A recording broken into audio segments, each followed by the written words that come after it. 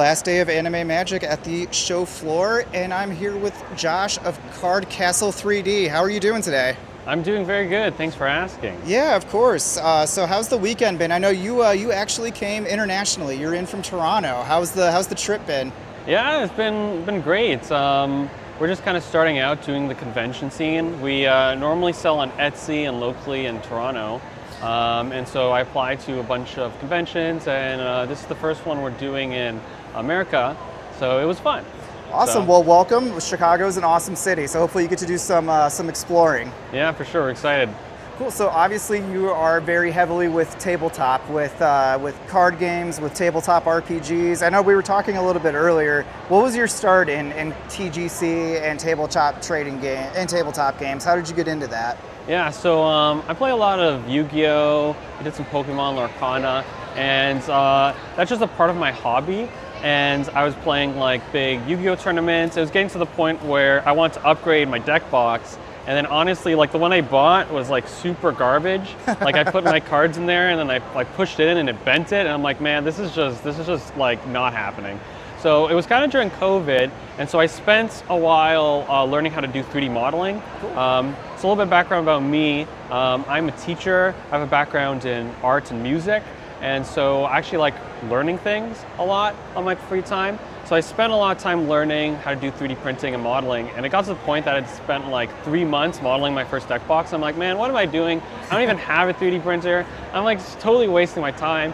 So I eventually got my first printer and started 3D modeling stuff, and I would bring those deck boxes to tournament, and then people would be like, hey man, that's so cool, like can I have one? And I'm like, no you can't, it's just for one me. of a kind. Yeah, and then eventually I was like, you know, as a teacher you have a lot of free time at certain months of the year. So yeah, I started kind of expanding and then started my Etsy shop 1 year ago, and it's been a lot of fun. It's like a cool creative like outlet for me. Sure. Because as a person who like really loves to do art and music, I was finding I wasn't having enough time for like that creative outlet. So I kind of like turned to making deck boxes and dice to do that. So what made you decide to do the Millennium Puzzle box as your deck box? Yeah, that's a great question. So honestly, I had a friend who was like kind of interested in that. There was a deck called Malice that was like a key card in their deck, and he's like, hey man, could you like make me this?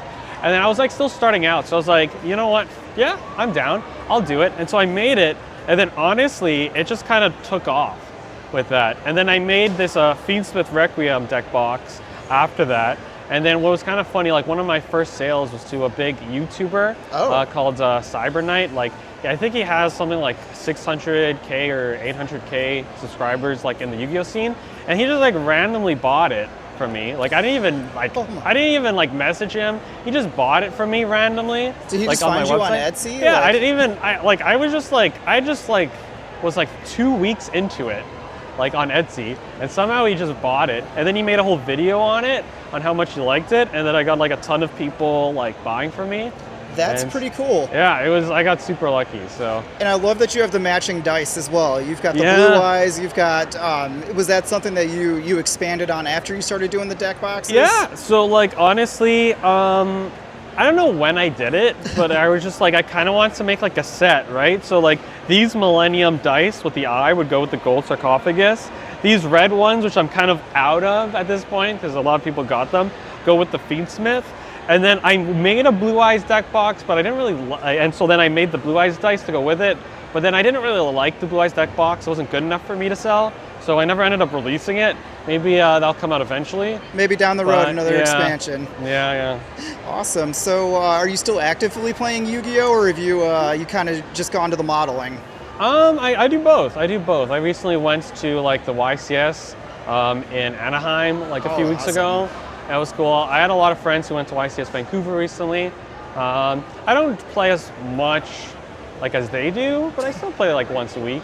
Cool. So where can, if somebody wants a deck box, or if they just want to see what kind of cool stuff you're working on, where can they find you? So yeah, I'm on Instagram, I sell on Etsy, and so you can find that at Card Castle 3D.